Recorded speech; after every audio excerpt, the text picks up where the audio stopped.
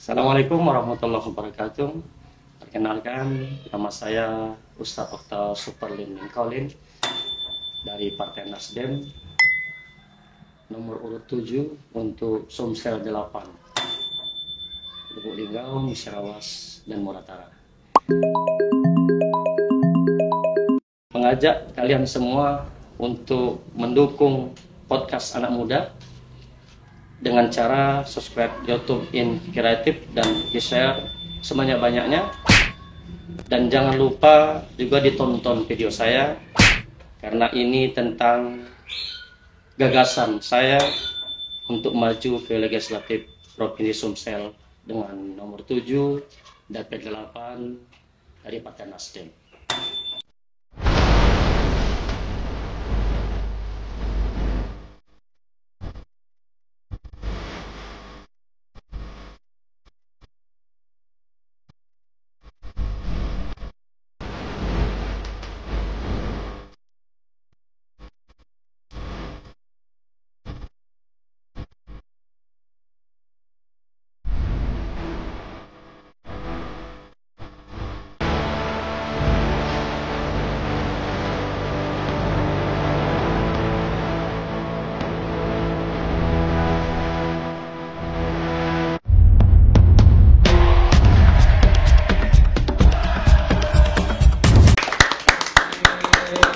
Assalamualaikum warahmatullahi wabarakatuh. Waalaikumsalam warahmatullahi wabarakatuh. Barengan Hijrah Setiawan Ibnu Hambali. dalam podcast yang kalian tunggu, apalagi kalau Bukan Gusur apa tuh? Gudang Suara. Itu Harus semangat terus, bro. Iya kan? Soalnya kita anak muda. Loyo. Semangat, ya kan?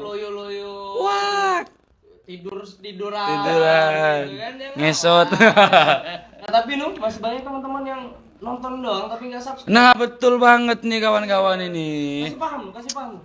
Untuk kalian anak muda di Indonesia, khususnya orang Lubuk Linggau. Kalau nggak kenal dia kreatif, bukan muda Lubuk Linggau berarti. Aduh, iya Oh, Jadi jangan lupa like, komen, subscribe dan share sebanyak-banyaknya channel YouTube Kreatif. Karena kita juga bukan cuman ada YouTube, kita juga punya sosial media yang lain, ada Facebook, Instagram, TikTok. Nah, kebetulan Facebook, Instagram, TikTok kita juga selalu running terus. muncul terus, ya kan? Makanya subscribe, follow tuh gratis. Jadi Hak Kreatif podcast Gudang Suara ini bukan tentang politik doang, Fleksibel, bro. fleksibel, umum, sosial, influencer segala macam kan kita udah. Iya, undang semua. Pokoknya kita udah sikok bagi duo. Siko bagi dua, ada Ecoprint masuk. Sikok bagi duo. Nah, nanti pesulap masuk nanti. Bakal masuk juga nanti. Iya, penyanyi sudah. Iya. Musisi sudah. Tapi hari ini alhamdulillah sekali, ya kan, kita udah kedatangan narasumber luar biasa. Luar biasa. Ya pastinya udah tahu dong. Iya. Kalau datang ke Gusur mau di Aduh gagasan. Mau dimutilasi, guys. gitu. Ya. Sesuai dengan tema kita kan, mutilasi gagasan caleg provinsi. Wah. Itu, tapi jangan kualat. Tapi Aduh. kayaknya hari ini pakai jaket loh. Aduh, ini mencirikan sekali. Sama kayak warna. Wah. Padahal sudah dikaderin sama Mas Joko tadi. Alhamdulillah belum, tipis-tipis doang. Itu ya kan. Luar biasa nih kalau udah mulai biru-biruan. Iya. Jadi aku bakal berubah warna juga. Wah, berwarna juga Nah, kayaknya. itu langsung aja kita kenalin nih. Iya. Siapa nih di sini? Ustadz Okta Superlin. Beliau adalah calon DPR Provinsi Sumsel, Dapil 8. Pak Musyawas Lubuk Linggau, Muratara, MLM. Apa kalau kata Rehan tadi? Apa tadi Bang Rehan? Lima Tara. Linggau, Musyawas, Muratara. Itu. Banyak sekali. Nah, menariknya tuh gini nih Gimana Pak? Sebelumnya kita ucapkan selamat datang dulu. Ustadz Iya. sudah hadir ke sini. Repot-repot. Mohon maaf juga Ustadz, kelakuan anak muda ini kurang ajar. Gitu. Ustadz. Tapi hal luar biasanya gini nih dengan semangat Ustadz ini. Iya. Ya kan? Kita sebagai anak muda itu tidak ada batasan untuk berbicara. Iya, benar Untuk sekali. ngobrol. Untuk berdiskusi. Kemudian juga pembawaan beliau juga Iya. friendly tuh, Iya. Pak, kepada anak-anak muda. Karena menurut historis yang kita baca, Gimana itu? beliau ini aktivis juga. Ah, Ikut organisasi. Pernah jadi anggota BEM, pernah jadi anggota DEMA, pernah berkecimpung di OKP, juga. di gerakan anti narkoba. Pakai lengkap lah kayaknya. Senior lagi. Salam bergerakan. Sama Anda. Sahabat. Masa pengurusnya apa enggak sama? Ampun Kakanda. Sama Soleh. Yakin usaha sampai. Sampai. Tapi dari semua itu tidak terlepas itu kan perjalanan Ustadz menuju ke ranah politik. Iya. Iya kan? Hal yang luar biasa. Yang jadi pertanyaan tuh gini Ustadz, untuk pertanyaan pembuka, ya kan? Kenapa dari aktivis Ustadz tertarik untuk ke ranah politik? Ya, Oke. aktivis. Aktivis itu kan biasa turun ke bawah. Iya. Jadi istilah kita ini bukan orang kantoran, tapi Iya. orang Lapangan. Orang lapangan. Jadi setelah kita melihat, belajar dari apa yang terjadi di lapangan, sebenarnya fakta dan realita itu terjadi di lapangan. Kalau hanya laporan lewat buku dan segala macam kan enggak bakal jelas laporan. Iya. Dan ketika saya turun ke masyarakat, bertanya dan segala macam, dan saya lihat pola masyarakat sendiri, maka saya berniat, pasang niat. Tergerak hatinya. Kalau melihat keadaan tadi, maka saya pasang niat, saya akan mencalonkan diri saya, tapi lewat legislatif. Karena selama ini saya udah biasa turun ke masyarakat. Kita tahu kondisi masyarakat. Iya. Nah, itu. Kemudian saya sudah sering membantu. Kita sering membantu, saran, masukan kepada masyarakat sudah. Iya. Tapi sekarang kita tidak bisa membantu totalitas. Wah. Apa tuh totalitas, Ustaz? Bisa dijelaskan? Alasannya kenapa Iya, mungkin tidak bisa totalitas? Tidak bisa totalitas gitu. Karena kita hanya terbatas. Ya kan? Keadaan kita terbatas. Coba kasih sampel dong. Kayaknya masih belum. Karena kita belum mengetahui prosedural yang Iya. gitu. Jadi kalau sekarang saya sudah sering turun ke masyarakat, kita sering mengisi kegiatan-kegiatan masyarakat. Tapi ketika masyarakat memiliki masalah-masalah problem, baik dengan pemerintah di tempat mereka tinggal maupun dengan keadaan apapun, kita tidak bisa membantu semaksimal mungkin. Iya. Karena kita tidak punya kekuatan hukum untuk membantu. Nah, ketika saya berpikir saya bisa berjuang di legislatif, mungkin inilah kekuatan hukum saya untuk bisa membantu masyarakat itu lebih mengena lagi. Wah, kekuatan hukum. Nah. Jadi kalau misalnya ada jamaah ustadz ya, sulit buat laporan kehilangan, Ustadz bisa ngebantu gitu ya. Benar. saya juga bisa ngebantu. Ya paling kecil lah itu kan. Aduh. Kehilangan apa? Ayam. Kehilangan jodoh, Pak. Wah. Karena kan selama ini kita kan tak bisa turun langsung. Palingan lapor saja ke sana kan gitu. Sudah sampaikan ke masyarakat. Karena kita sudah ada solusi tapi kekuatan hukumnya tidak ada. Tapi saya berpikir ketika saya duduk nanti qadarullah terpilih, di sana saya bisa kan. Sekarang kan banyak problem yang terjadi di masyarakat. Anak mau masuk sekolah, yang sakit mendadak yang tidak ada BPJS. Nah, sekarang kita udah bisa bantu. Kita bantu antar ke rumah sakit. Nanti prosesnya pas apa yang tanggung jawab? Saya tanggung jawab. Ketika nanti proses pembayarannya, saya belum bisa tanggung jawab dong. Aduh, ini nih. Tapi apa ada di mahasiswa? Mau siapa? Demo, woi. Tapi gini, Ustaz, menariknya itu dari aktivis berpolitik biar lebih mendekatkan diri kepada masyarakat. Iya. Jadi dari true story itu tadi, berarti udah dari tahun berapa Ustaz berkecimpung di dunia politik? Saya berpolitik dari kuliah semester 4. Anggota partai apa gimana, Ustaz? Dulu saya ketua DPD. Partai PID, Partai Islam Demokrat. Partai Islam Yang Demokrat. lambangnya sejadah dan padi. Tahun berapa itu Ustaz? Itu kira-kira 1899. Ampun senior. Masih ada nggak partainya? Partainya enggak lolos. Oh, udah lolos. Tapi Udah jadi lolos. habis partai itu. Habis ya. Pada masa itu juga saya caleg. Saya ikut caleg di Provinsi Bengkulu, Hmm. di Kota Bengkulu. Saya ngambil dapil Slebar waktu itu. Oh. Karena kebetulan saya tinggal di Slebar dan kemudian banyak dukungan dari kawan-kawan. Ya coba itulah politik tadi. Iya, iya. Kalau orang berpikir politik itu kejam ya sebenarnya. Iya, Orang iya. banyak ngomong politik kejam. Kalau saya bilang enggak.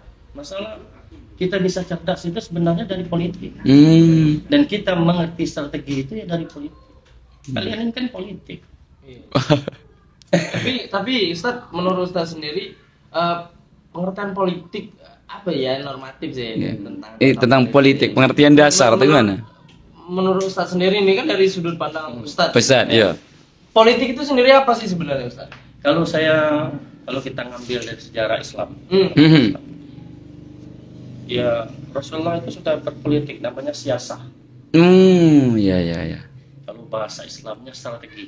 Iya, iya, iya. Politik ini kan strategi bagaimana? Ya kan sebenarnya ya udah dikenal sih oleh masyarakat kan, masyarakat udah ini. Cuman strategi untuk membantu dengan masyarakat yang kenal itu bagaimana? Kayaknya kita perlu ngambil buku nulis nyatet gitu.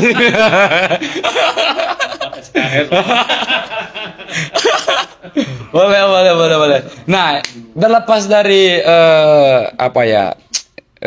kisah atau historis Ustadz itu kan, apa sih yang buat perbedaan itu kan dari Ustadz sendiri untuk maju nih jadi calon anggota legislatif, apalagi provinsi kan banyak nih. Perbedaan antara Ustadz dengan caleg lain. Iya, caleg lain itu kan. Di provinsi. Banyak tuh kan. Ya mungkin saya maju ingin tampil beda, ingin nampak perbedaan dan melahirkan hal-hal baru yang memang beda dengan baik caleg-caleg lain maupun incumbent yang maju lagi.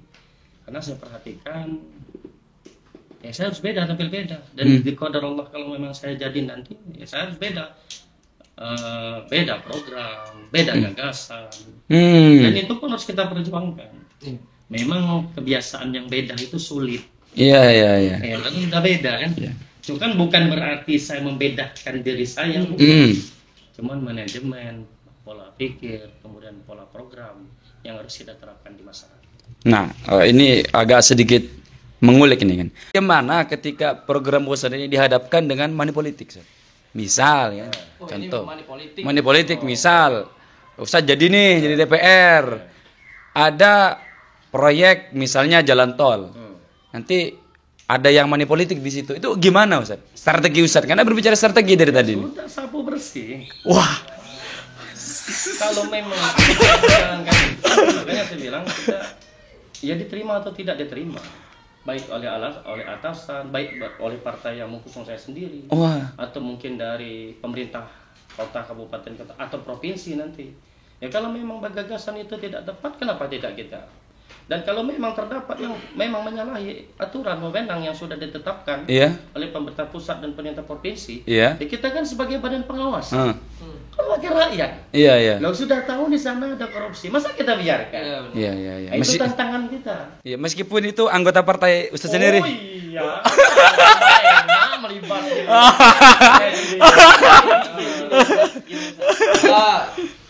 Tadi kan Ustadz bicara tentang anggota dewan kan adalah wakil rakyat. Iya. Kan? Wakil rakyat.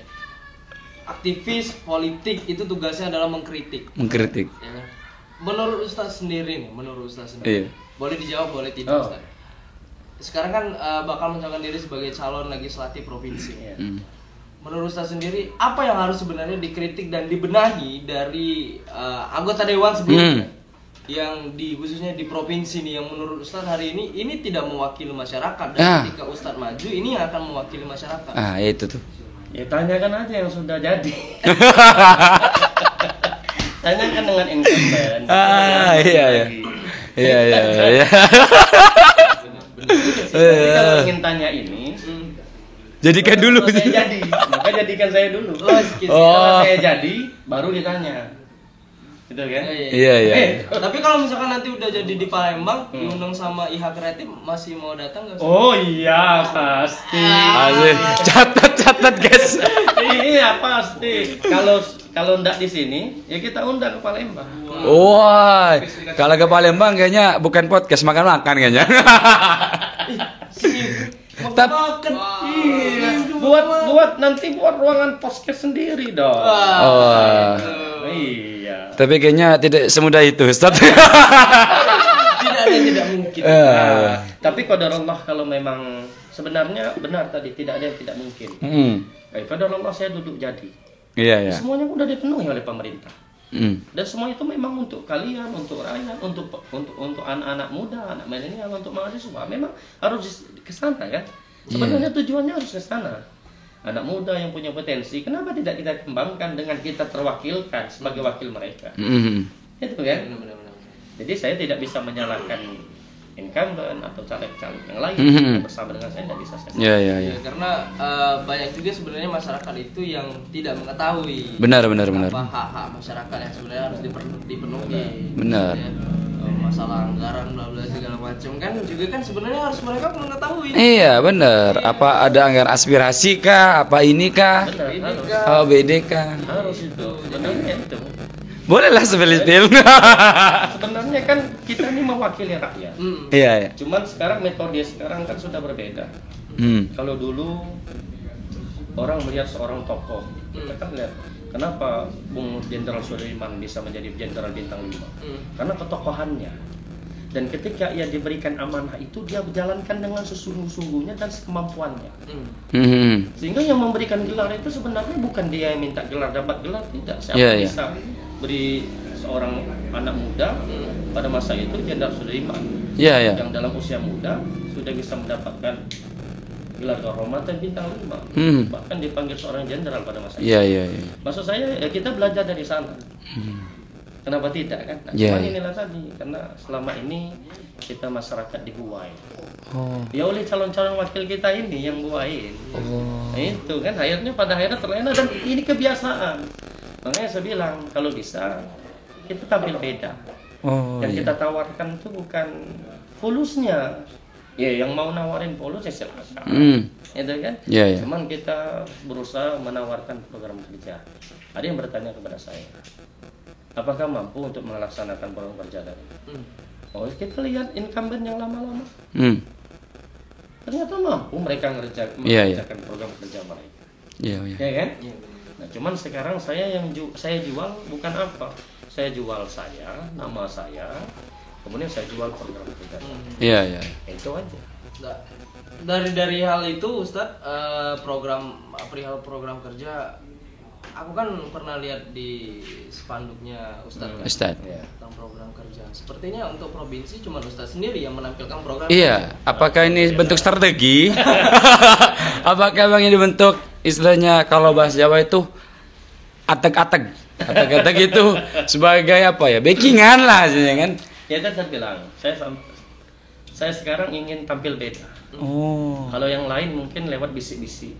Bisik-bisik aja, ya kan? Bisik-bisik dan lewat namanya dan segala macam lah. Nah, saya sampaikan saya ingin tampil beda. Saya berani kasih program. Ini program yang akan kita kerjakan bersama. Qadarullah saya terpilih. Boleh lah Ustaz. Mungkin 3 atau 4 program yang Ustaz berikan? Saya perhatikan. Dulu gimana kita bahasanya? Bahasa pendaknya. Kayaknya kita bahas program kerja aja sih. Iya, program kerja aja. Jadi yang pertama kita siapkan bantuan persedekahan itu 1 juta. Persedekahan. Itu sedekahnya apa aja? Tidak harus nikah. Dia mau sedekah kiko, dia mau sedekah kita, dia mau sedekah rumah, dia mau sedekah apa aja. Itu akan kita berikan bantuan sesuai dengan keadaan 1 juta. 1 juta. Kemudian untuk sedekah musibah, itu musibah apa saja? Bukan harus kematian saja. 1,5 juta. Untuk musibah kita agak besarkan karena memang orang musibah itu kan membutuhkan dana. Nah ini kita arahkan ke sana. Dan kemudian ada yang poin kelima itu membantu pemberdayaan masyarakat melalui usaha kecil dan mikro. UMKM. Iya. Nah itu nanti setelah saya belajar dari incumbent yang sudah ada, setelah saya belajar dari pemerintah kota yang ada, Iya, kita punya program itu. Kalau pemerintah kota mungkin bisa diusulkan lewat DPR, melalui DPR disahkan menjadi APBD. Kalau kita dewan juga bisa kita ikut itu untuk dimasukkan ke dalam program APBD. Tapi saya bilang dewan itu ada dana reses. Nah ini dana reses ini yang jarang dibicarakan oleh dewan. Nah makanya saya bilang saya prioritaskan untuk bantuan musibah, bantuan sedekah, termasuk membantu pemberdayaan usaha kecil masyarakat mikro. Ya dari dana. Kalau nggak ngerti dana reses, dana reses kita. Jadi setiap dewan baik kota, kabupaten, provinsi, baik pusat, itu ada dana resesnya per anggota dewan. Bukan per partai, bukan per komisi. Jadi satu anggota dewan itu dapat dana reses sesuai dengan berapa jumlah besar pemasukan dari kabupaten kota tersebut maupun provinsi tadi. Nah ini kalau kita Lubuk Linggau semenjak COVID kemarin memang diturunkan dananya, tapi biasanya 1,5 per anggota dewan per setengah tahun. ratus apa? M lah. Bro, dana reses tuh banyak ya. Kalau ratus Aduh. Yang pengen aku tanyain itu program Ustadz yang tentang program wisata religi. Itu gimana maksudnya Ustadz? Apa jalan-jalan ke masjid kah? Apa jalan-jalan sambil zikir kah? Wisata religi ini saya mengambil dari salah satu program pemerintah kota kita pada masa itu. Jadi beliau menargetkan mengumrohkan setiap pengurus masjid. Untuk apa? Untuk menambah daya paham mereka tentang agama itu dan penyebaran dan pengembangan Islam itu sendiri. Jadi biasanya kenapa mereka diumrohkan? Mungkin imam masjidnya, marbot masjidnya akan lebih sungguh-sungguh lagi dalam mengurus rumah Allah Subhanahu wa Ta'ala. Maka saya mengambil program itu dari sana. Saya buatlah namanya wisata religi. Wisata religi nanti mungkin bisa kita kembalikan ke organisasi Islam. Kita bisa kembalikan ke universitas-universitas. Ada yang ingin studi banding tentang penyebaran Islam di Pulau Jawa. Atau mungkin ada kelompok-kelompok majelis-majelis taklim yang mereka ini biasanya kan untuk menambah pemahaman bagaimana penyebaran Islam di Indonesia dan khusus itu kan ada biasanya. Kalau mahasiswa studi bandingnya kemana, itu kan? Dan juga majelis taklim biasanya seperti itu. Maka saya buatlah namanya program wisata religi itu apa? Untuk mereka bisa lebih memahami Islam itu sendiri, sehingga mereka tidak ortodok dengan Islam, tapi mereka lebih fleksibel dengan Islam itu sendiri. Tapi apakah itu untuk agama Islam saja atau untuk semua agama? Seluruh agama. Jadi memang kemarin ada yang bertanya apa itu khusus Muslim saja? Saya bilang tidak, untuk agama Nasrani, kawan-kawan kita dari Kristen bisa, kawan-kawan kita dari Buddha Hindu bisa, dari Buddha Hindu bisa. Nanti mereka kawan-kawan kita Nasrani biasanya mereka tempat ibadah mereka kemana sih? Itu kan?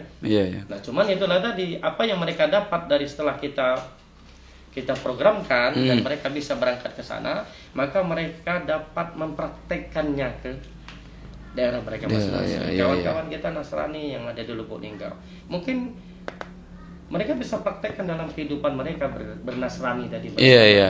Muslim juga seperti itu. Bisa mempraktekkan sebagaimana cara beragama. Baik kawan-kawan kita Buddha Hindu. Kalau itu dari program religi, tapi kalau untuk anak muda sendiri nih Ustadz, karena terlepas dari situ hari ini kan Ustadz kan duduk juga di tempat anak-anak muda. Ngopi. Iya kan saya pernah muda dong. Program yang apakah ini tidak tertulis kah atau memang ini ada sangkut pautannya di dalam program kerja Ustadz? Apa yang kira-kira bakal Ustadz berikan kepada anak muda yang hari ini 62% pemilih itu adalah milenial dan Gen Z. Makanya saya bilang ada poin kelima dan keenam dari program kerja saya. Itu pemberdayaan masyarakat melalui usaha kecil dan mikro. Poin yang keenam adalah pemberdayaan masyarakat melalui kegiatan keagamaan dan adat istiadat budaya. Ini kan. Jadi saya bilang dari mikro tadi sekarang mahasiswa Sekarang setelah mereka selesai maupun mereka belum selesai, makanya sering saya sampaikan, kalau ingin sekolah, sekolahlah dengan yang ada skillnya. Sehingga selesai kuliah, kita tidak berharap harus jadi ASN. Sekarang mayoritas yang kuliah inginnya jadi ASN. Waduh. Anak pegawai. Inginnya jadi honorer. Sehingga saya perhatikan setiap yang kuliah. Saya dulu didanai oleh orang tua saya. Ini dikasih uang. Waktu itu saya selesai kuliah dikasih uang. Ini kamu untuk tes PNS. Saya bilang enggak. Saya enggak mau tes PNS. Saya enggak ikut tes PNS. Walaupun saya sudah ikut tes PNS beberapa kali. Saya bilang udah modal ini saya akan buka tambang emas di Jambi. Pada masa itu saya buka tambang emas di Jambi. Jadi maksud saya gini. Ya mahasiswa jangan berpikir bahwa berfokus selesai kuliah saya harus ikut tes jadi ASN. Yang berpikir saya harus honor di sini di sana salah. Mahasiswa itu salah. Kalau pelajar, siswa-siswi, mungkin pola pikir mereka masih bisa kita isi. Tapi mahasiswa itu bukan diisi lagi, mereka yang mengumbar pola pikir mereka kepada masyarakat. Nah sekarang mahasiswa maunya apa?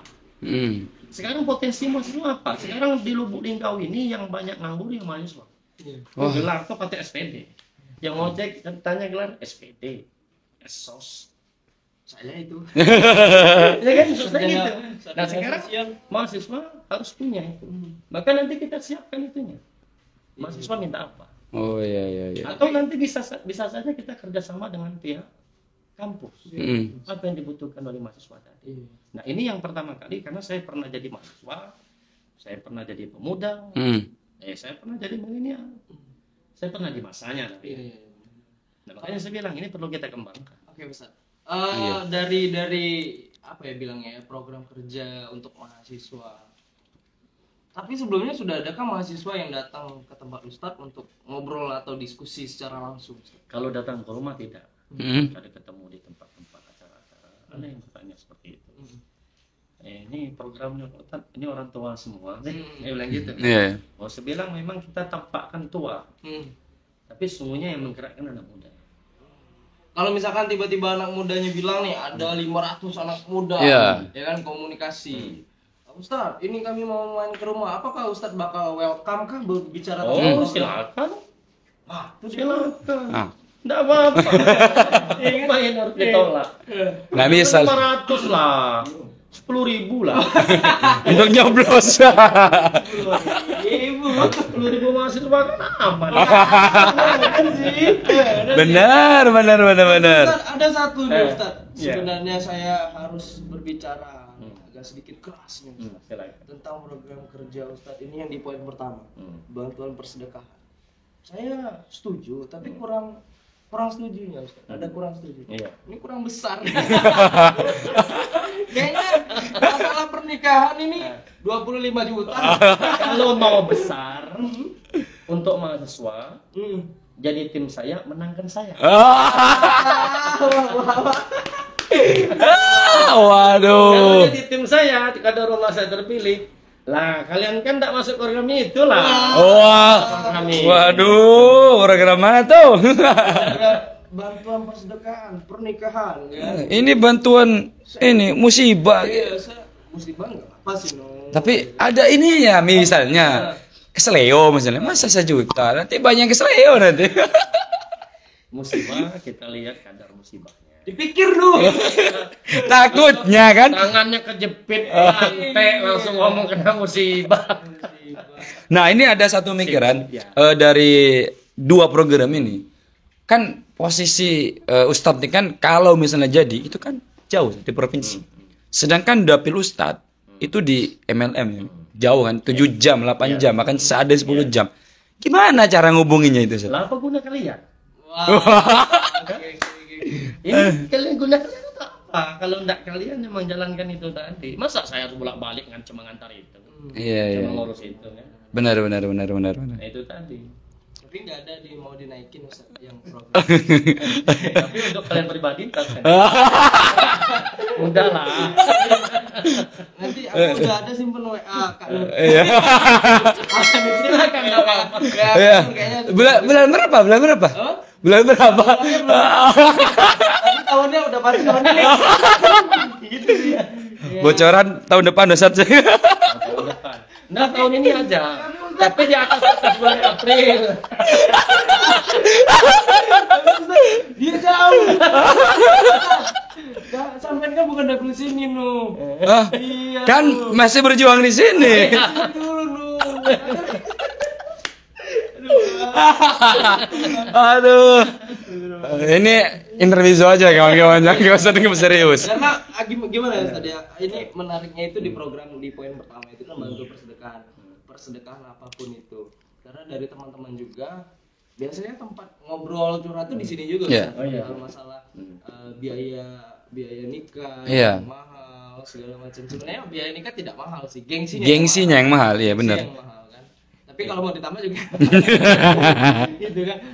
Tapi terlepas dari itu memang itu yang sih sebenarnya yang harus diperhatikan juga. Benar. Sampai tingkat gengsi ini malah membuat maksiat ini tadi. Iya. Ya kan dengan program Ustadz ini kan Yang- dengan Ustadz Oktay ini kan sudah bisa membantu juga. Iya, jadi mengurangi lah ya, mengurangi maksiat. Itu benar. Jadi nggak ada yang apa ya? Minimal kan bisa bayar buku nikah. Oh, iya, benar itu benar. Lumayan bro, gak usah disebut lah. Tapi dari seluruh program kerja itu Ustadz ada nggak apa tiba-tiba Ustadz datang ke suatu tempat ngajakin debat apa gitu masalah program kerja Ustadz yang barusan disampaikan tadi Ustadz? Alhamdulillah sampai hari ini tidak ada. Jadi ketika kita sampaikan di masyarakat, memang ada beberapa masyarakat yang mereka ngomong gini, kita ini tidak terima janji, ini banyak yang berjanji. Ini caleg yang sudah jadi, belum jadi, ini janji aja semua. Dia bilang gitu kan, janji semua nih caleg. Tapi sudah jadi nanti apa yang nah makanya saya bilang, saya tidak janji. Kita kasih program. Kalau saya janji, tidak berani saya pasang di spanduk. Iya. Kan saya ngomong aja, kalau saya menang nanti motor baru saya. Kemudian diam, tidak ada yang tahu kan. Tapi setelah saya terpilih, saya tidak ingat. Karena cuma omongan saja. Iya. Maka situ nuntut, situ marah cerita dengan kawan-kawan yang lain. Ya kawan-kawannya tidak tahu. Iya. Janji aku kemarin usaha utang. Janji nak nyuk motor aku satu. Kami tidak tahu, kata kawan lain. Itu urusan kamu. Itu kan yang terjadi. Iya, masuk akal. Saya pasang program kerja, masyarakat kan bisa tuntut lewat itu nanti. Benar. Karena Jadi saya berani pasang di spanduk saya. jadi apa ya? Istilahnya itu ada hitam di atas putih. Nah, itu. Seperti itu. Apa? Iya, ada kreatif. Iya. Benar. Kaget tadi. Kameramen kaget. Jadi itu saya bilang kita tidak janji. Saya tidak janji. Kalau saya janji, Pak sebenarnya ke rumah Bapak diam-diam. Pak kalau saya menang nanti, pokoknya Bapak dapat ini, dapat bonus dari saya. Itu janji namanya. Iya. Karena apa? Saya tidak berani menyampaikan ke masyarakat umum. Iya, benar. Nah sekarang saya berani sampaikan ke masyarakat umum ya. Saya tampilkan di spanduk-spanduk saya. Silakan masyarakat menilainya, silakan masyarakat memikirkannya, silakan masyarakat menimbangnya. Iya. Apakah sudah patut atau belum kan? Iya, benar. Itu tadi strategis tadi kan. Iya. Cara kita bagaimana. Cuman yakinlah program itu qadarullah terpilih karena program itu tidak langsung saya buat, tidak, cuma digodok dulu. Saya tanya dengan beberapa orang, baik tokoh-tokoh agama, tokoh masyarakat, saya tanyakan. Ternyata mereka setuju. Nah itu. Dan sekarang mereka bertanya, berani enggak kamu tampilkan di masyarakat?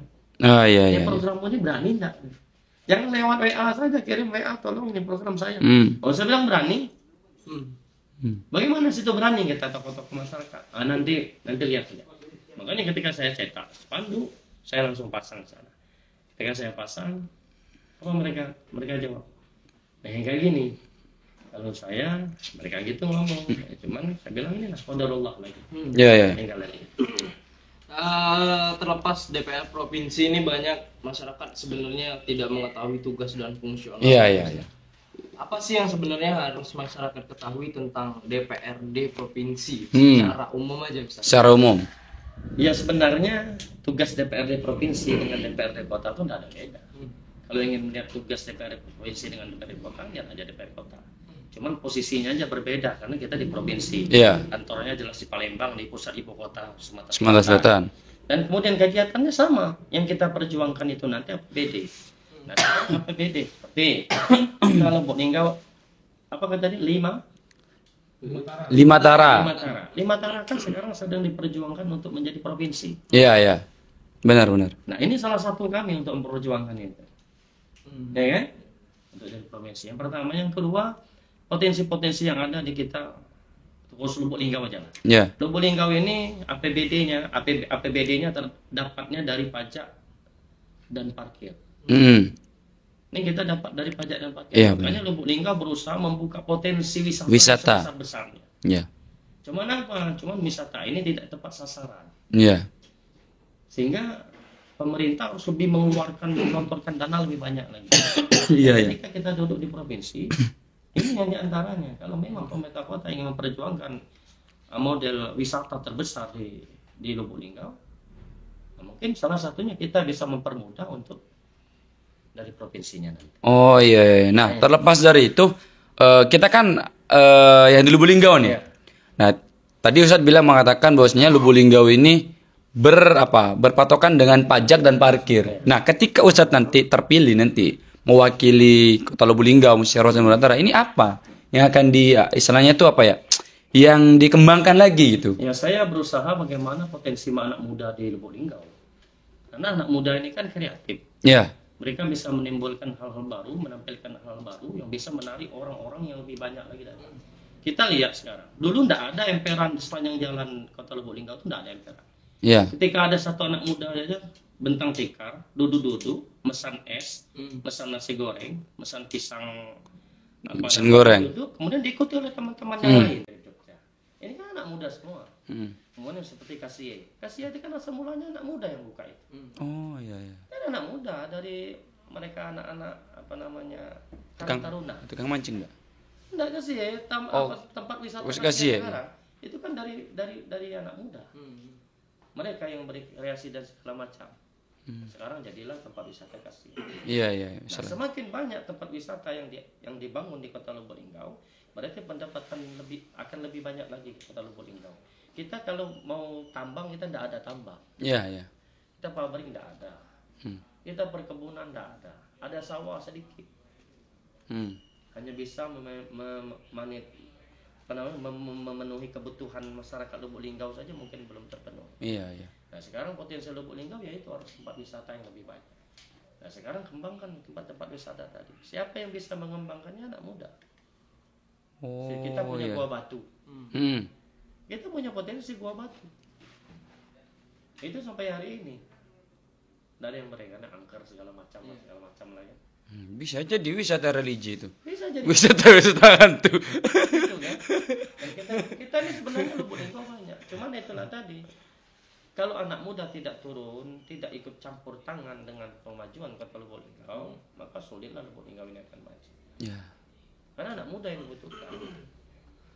Kalau wisata misalnya, ini kan tadi provinsi berarti. Kalau di Lubuk Linggau oke lah di situ. Kalau di Musirawas nih, karena kita kan mutilasi nih. Coba kalau Musirawas gimana, Zat? Ya Musirawas saya bilang Musirawas tempat-tempat wisatanya ada, perkebunannya ada, pabrik ada dan lebih banyak lagi sebenarnya. Dan maka kita tinggal lagi mengangkat potensi-potensi itu. Di Musirawas ada pabrik, sawit dan segala macam, tambah minyaknya ada. Ya maka mungkin kalau memang itu dari APBD provinsi, maka kita tekankan untuk pengembangan potensi-potensi perkebunan yang berada di Musirawas. Kalau Murataranya? Muratara gitu, Muratara perkebunan, tambang, gas, minyak ada. Wisata juga. Tinggal memang tidak terolah dengan baik. Jadi apa ya istilahnya ada mungkin yang belum terrealisasikan gitu kan dari mungkin. Sebelum melalui wakilnya sebenarnya itulah tadi ketika wakilnya duduk di provinsi maka wakil harus berkonsentrasi untuk itu sebenarnya. Iya. Bukan berkonsentrasi memikirkan diri sendiri dan urusan sendiri. Sebenarnya seperti itu.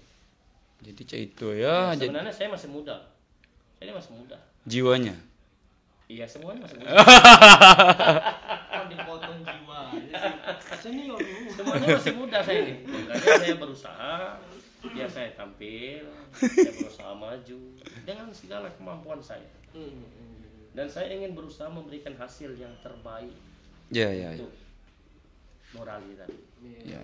Luar biasa sih kalau misalkan dari obrolan kita yang panjang ini tadi kan ada kayak bilangnya tuh apa ya? Suatu pencerahan juga. Selama ini kita tidak pernah tahu apa yang harusnya masyarakat ketahui tentang DPR provinsi, potensi anak muda. Sama lagi kayak kalimat biarinlah siapapun yang jadi nanti, apalagi provinsi kita kan nggak punya impact atau feedback. Nah dari situ kan kita sudah harus lebih pintar lagi. Iya. Karena masa depan itu ada di tangan anak muda. Benar. Gitu.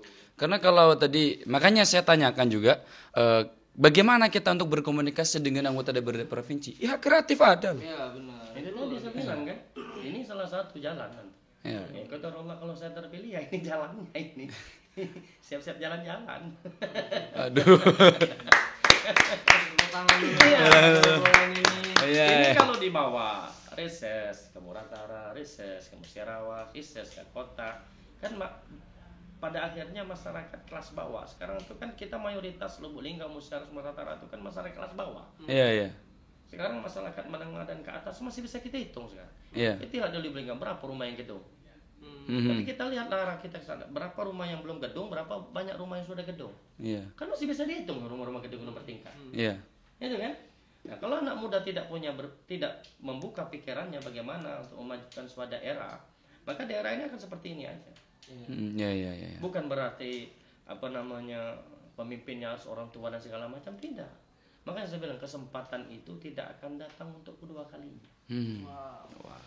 Biasa tuh.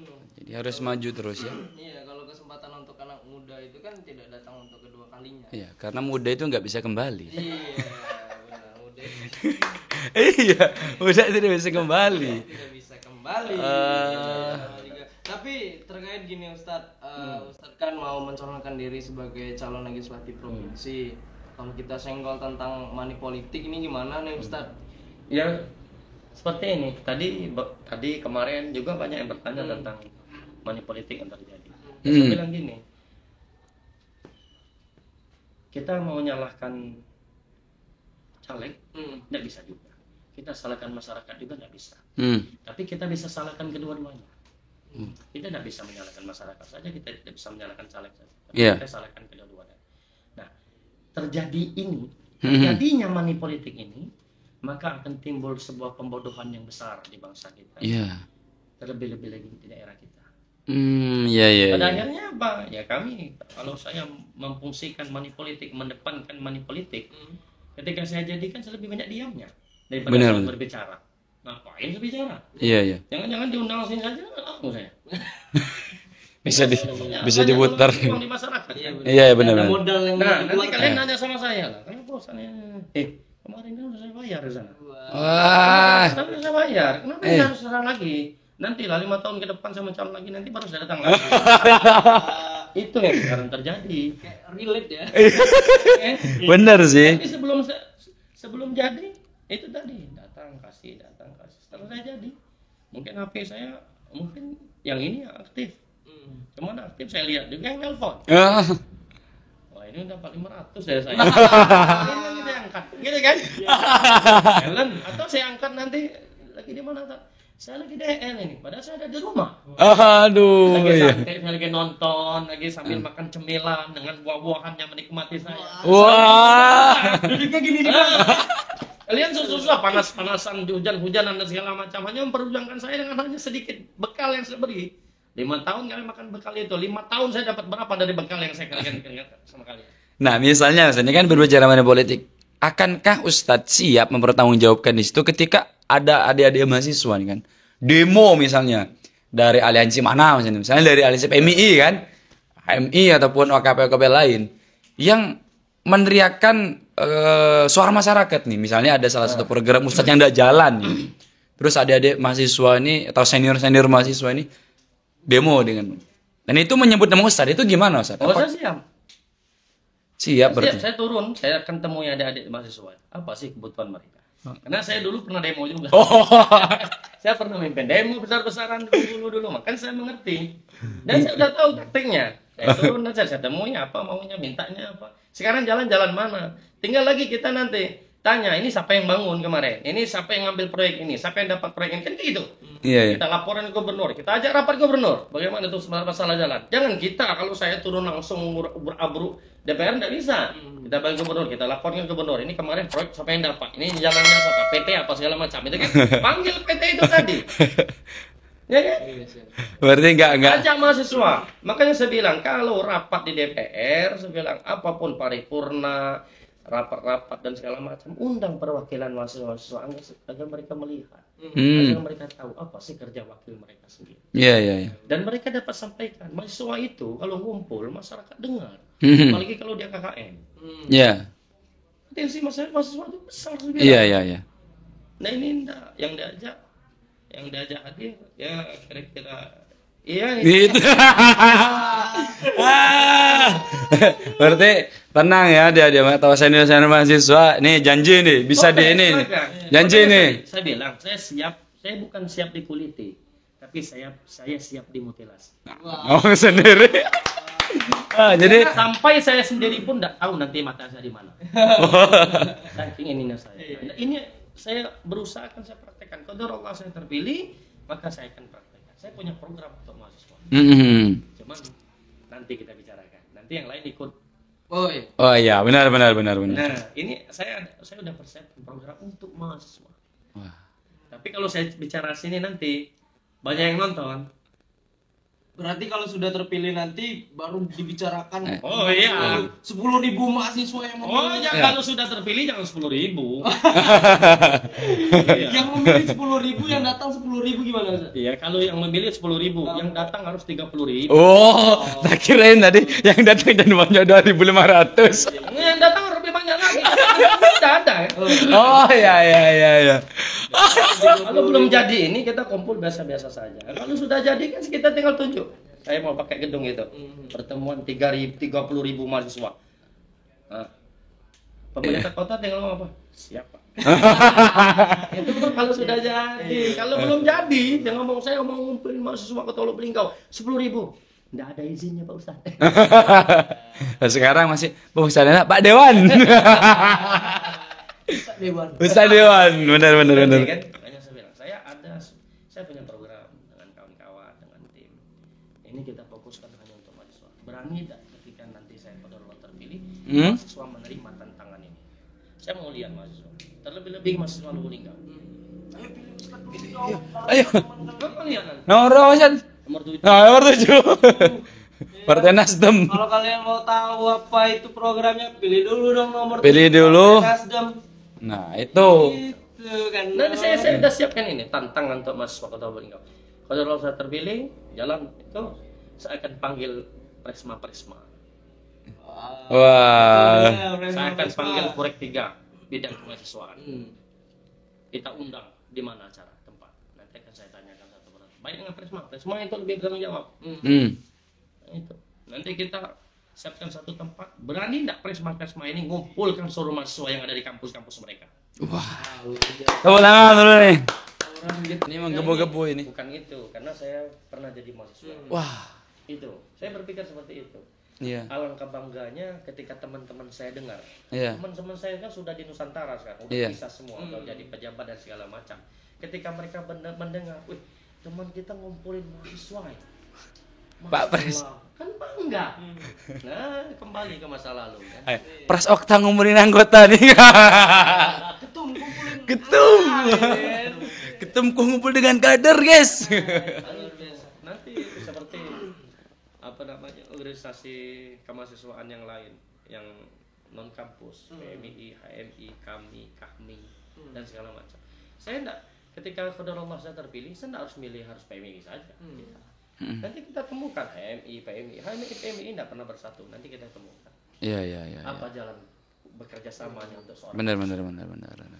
Ada problem yang harus diselesaikan juga. Oh iya. Ini kan kita ngobrol udah panjang lebar. Ya masyarakat, anak-anak muda juga sebenarnya sudah mengetahui apa yang sih sebenarnya jadi poin penting dari obrolan kita hari ini. Ya. Benar. Semoga juga teman-teman juga bisa teredukasi biar bisa lebih melek lagi masalah politik. Jangan sampai bilang politik gitu-gitu aja politik, ya kan? Yang hanya janji-janji doang gitu kan. Hari ini kita udah kedatangan narasumber yang luar biasa. Iya, ini kan sudah membedah gagasan. Iya, Ustaz Okta tadi Super Lincoln. Benar kan Ustaz? Benar. Super Lincoln. Gitu. Dari namanya aja sudah super loh. Super, woi. Beliau ini luar biasa. Super, iya. Super semua ya, semua. Jadi sebenarnya itu nama itu kisah semua. Wah.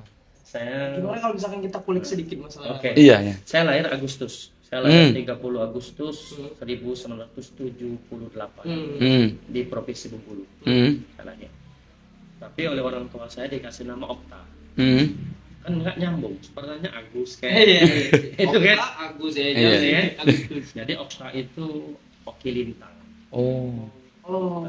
Oke, Lintang. Oki Lintang. Iya. Yang kedua Superlin itu nama kedua orang tua saya. Oh. Jadi nama bapak saya, nama ibu saya Superlin. Oh. Jadi disingkat Superlin. Nama saya asli itu Lincoln. Lincoln. Nah, kalau anak mahasiswa sering belajar filosofi, belajar sejarah-sejarah apa namanya terbentuknya Amerika Serikat, pasti kan akan bertemu dengan Abraham Lincoln. Abraham Lincoln itu sudah sering gagal mencalonkan diri sebagai presiden Amerika, tapi dia tak putus asa, ya kan? Karena apa? Karena dia ingin membuat perubahan terhadap negaranya sendiri. Iya. Dan pada masa itu dia terpilih sebagai presiden Amerika, dan dari banyak sejarah presiden Amerika termasuk beliaulah yang punya sejarah besar untuk membesarkan Amerika. Wah. Dari nama Ustaz Okta juga sudah Sudah filosof. Jauh. Sekali sudah. Ya, jauh. Kayaknya kalau kita ngobrol kayaknya kurang nih kalau Kurang. di sini ya. Kayaknya jebol baterai kamera. Kayaknya kita bakal overload. Ngobrol panjang, tapi karena kita juga dibatasin oleh waktu, Iya. nanti kita bisa bakal ngobrol lagi di gedung DPR. Di gedung DPR. Siap kalian? Ya. Siap. Siap. Karena ini kami juga Baru ngomong. mungkin itu aja sih Ustaz. Terima kasih banyak, kita langsung masuk ke Closing statement. Dulu ya. Mungkin closing dari saya nih. Karena terbesit dari pembicaraan kita tadi, saya ingin menyimpulkan bahwa untuk closing statement ini saya berbicara tentang tetap harus berani, apapun yang kita lakukan, itulah yang harus kita pertanggungjawabkan. Apapun itu. Jadi berani berbuat, berani tanggung jawab. Dan closing statement dari aku seperti yang sudah Ustadz juga bilang bahwa perjuangan itu waktu dan perjuangan itu tidak akan datang untuk kedua kalinya. Iya. Tapi bisa saya simpulkan bahwa hasil itu akan selalu datang untuk orang yang selalu mencoba. Iya. Gitu. Itu closing statement dari aku. Ya. Mungkin Dari Ustadz. Kesempatan itu tidak akan datang kedua kali. Kalau tidak sekarang, kapan lagi? Kalau bukan saya, siapa lagi? Wah. Nomor 7. Nomor 7 ya. Jangan lupa nomor 7. Partai Nasdem. Dapil 8 Provinsi Sumatera Selatan. Musirawas, Lubuk Linggau, Muratara. Sekali lagi kami ucapkan terima kasih. Terima kasih Ustaz. Sudah hadir di sini. Sudah datang ke sini mau ketemu sama anak muda yang kosong ini. Yang mungkin bisa lah. Kipasnya masih bunyi di atas. Kita langsung aja. Oke, closing terakhir dari kita di IHE Kreatif. Di mana pemuda berkumpul, disitulah suara digaungkan. Jangan lupa like, comment, share, dan subscribe YouTube IHE Kreatif. Karena disitulah suara pemuda yang akan kita gaungkan. Nanti kita akan kembali lagi di Gusur. Apa tuh? Gudang Suara. Assalamualaikum warahmatullahi wabarakatuh. Terima kasih lagi sekali.